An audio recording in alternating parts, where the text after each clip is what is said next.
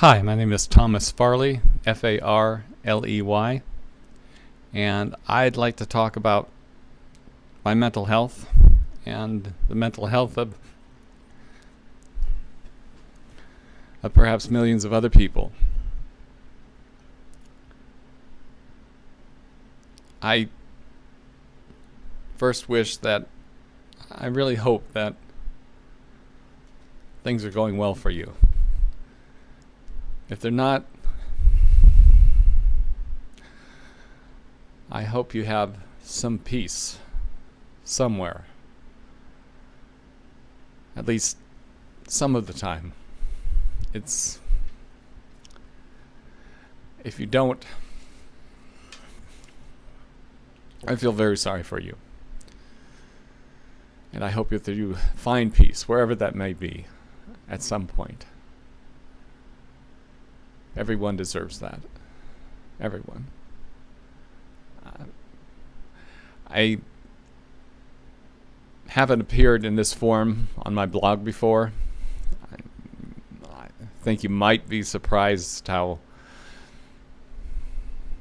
what I think is fairly normal looking compared to my ranting about my ranting and writing about mental health. But that is a big part of the problem, is that the more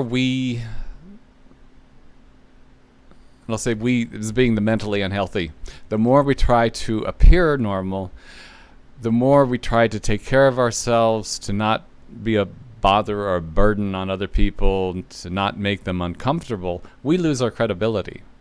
The medical community doesn't take us as seriously. I think if you probably filled out, if you suffer, you probably filled out dozens of forms that attest to your daily routine, and they ask you if you do your own shopping, your own bathing, grooming, do you need assistance in cooking, shopping, and on and on. Well, if we're physically able, I would think, I'm very sure that 95% of us, no matter how much anxiety we might have, no matter what we're going through, we're trying to take care of ourselves. We're trying to do all that shopping and grooming and getting on with life, working if we can. But I think it's too easy for the medical community to then think this person's functional. There really isn't. It's not as serious as, look, this person's taking care of themselves. Well, of course. I mean, I don't care how much anxiety I have. And I feel sorry for people that have it this bad or worse. But no matter how many nightmares I have, no matter how much anxiety I have, I'm not going to ask somebody else to do something for me unless it's in a crisis, unless I'm in a crisis. And I have to get on with life. We all have to get on with life. We do the best we can. We don't want to be a burden on other people. But the more we act like this, we don't get any points for carrying on, for not burdening other people. We lose our credibility that something's wrong. And I think that I might have more credibility walking around as a street person, drunk and alcoholic and unshaven. Maybe I'd get taken more seriously that there is a problem. Look, he's physically has a problem. His whole aspect, his whole demeanor is disturbing. Well, I can't share with you my nightmares. I wouldn't want to. But it's unrelatable. And the more I keep up appearances, the less I'm taken seriously.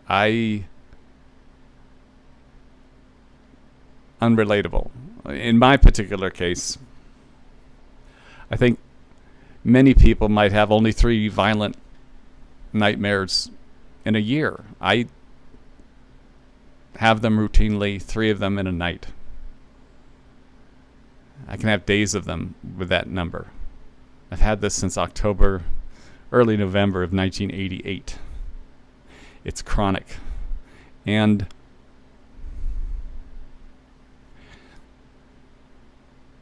despite that, I get on with things like we all have to. But again, it lowers my credibility when you take, and I've been off psychoactive medicines for 2 years now. All that time when I was taking Mellarel, Prozac, Zyprexa, doing everything the doctors told me, it changed my personality such that I didn't advocate for myself the way I should have. I should have been stomping my feet and demanding what I am going to be getting very soon, which is ECT, electroconvulsive therapy, electroshock. Instead, I've been on this medication and talk therapy treadmill for more than 30 years. And I've just been too damn polite and too normal looking. And the only time that I seem to get attention is when I'm in a doctor's office and acting as myself, anxious and fear-ridden and disturbed. And when I'm taking Zyprexa or Mellarel or Prozac, I don't act that way. I'm simply describing to that person this experience they can't relate to begin with. In my case, I had something akin to what they say is PTSD. It was involved the suicide of one of my bosses, Jim. I consider him a friend. He was a friend. But his death, his unexpected suicide, happened 50 miles away. And yet I experienced something that was the most overwhelming, powerful feeling I've ever had in my life. And my reaction was witnessed. It was a full-blown paranormal, supernatural event. The only time I've ever had that in my life. And so I'm just not relatable. Medical school probably doesn't teach you to deal with the supernatural. I know that I didn't ask for this. I didn't ask for this to happen any more than PTSD people asked to see a violent event in person in front of their face. It's all terrible, no matter how you get it. But that chronic condition, it's too easy to put patients on the medicine treadmill. I'm losing focus. I'm sorry. I want to put it back to people in general. Okay, so you have a lifelong chronic illness that can't be cured. And people have that from cancer to diabetes type 1. Is that what it's called? So there's all sorts of chronic lifetime conditions. I think that if there is no cure, and doctors need to be upfront about that, if there is no cure for something, then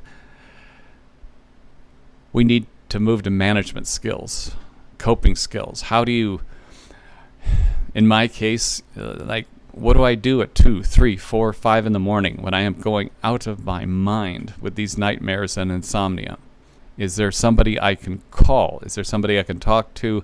Is there a patient advocate that can help me deal with the medical system and their total ignorance of the problem? But coping skills often aren't suggested or aren't at hand, are not at hand either. So you have neither cure nor management. It is extremely frustrating. And for millions of other mentally ill people as well. It's the whole industry, again, they set us up for failure if we are somehow coping with our day-to-day routine. And of course, the medical insurance agency probably causes more suicides than any other group in America because they won't pay for needed services. I'm fortunate enough to afford, I can't afford it, but I always pay out of pocket for mental health services because my insurance never, ever is able to schedule me often enough to do any good. I'm lucky I think on most plans, most people are lucky to see a psychiatrist a couple times a year. Maybe a sociologist or a psychologist if they're lucky. Anything advanced like ECT is usually dismissed out of hand. I'm paying for this treatment out of pocket. It'll be at least $30,000. But it's a life or death thing. And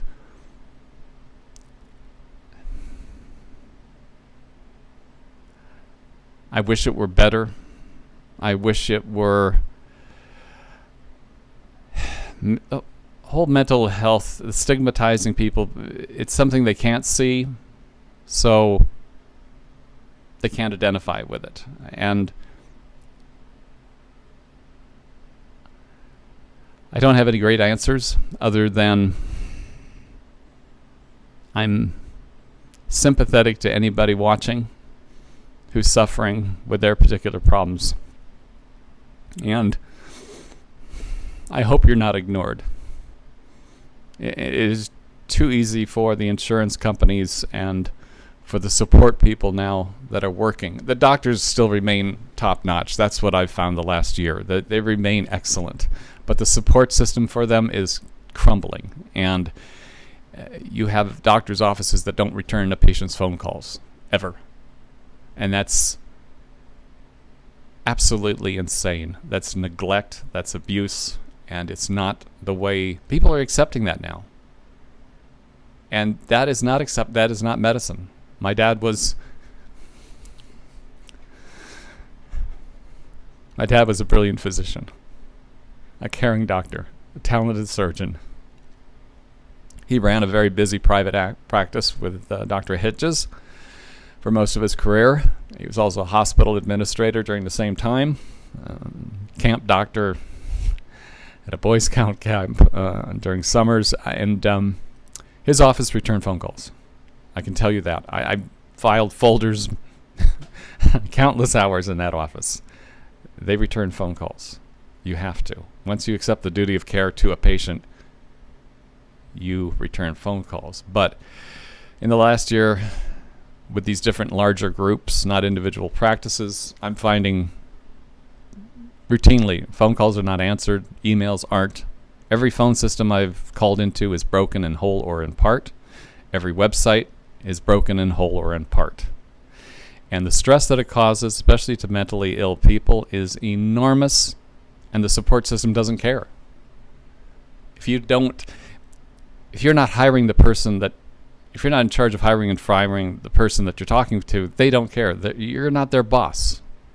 And so many of these people on the phone have never cared for a patient. They've never been in a hospital, walked around, don't understand the duty of care to a patient. And it is becoming commonplace to accept this. And I'm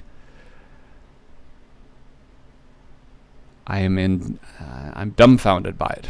I'm dumbfounded by, if you can't care for people, get out of medicine. Go work another field. You're useless if you don't truly care for a patient. If you can't return a phone call, you need to get out and find someplace else. I don't care where it is, but get out of medicine. People's lives are on the line. The person you are talking to may be in crisis, but it's a private matter, and they don't want to disclose it to you. It's a matter between them and their physician, maybe them and their psychiatrist. But the person you ignore could be the person that takes their life the next day because of that ignorance.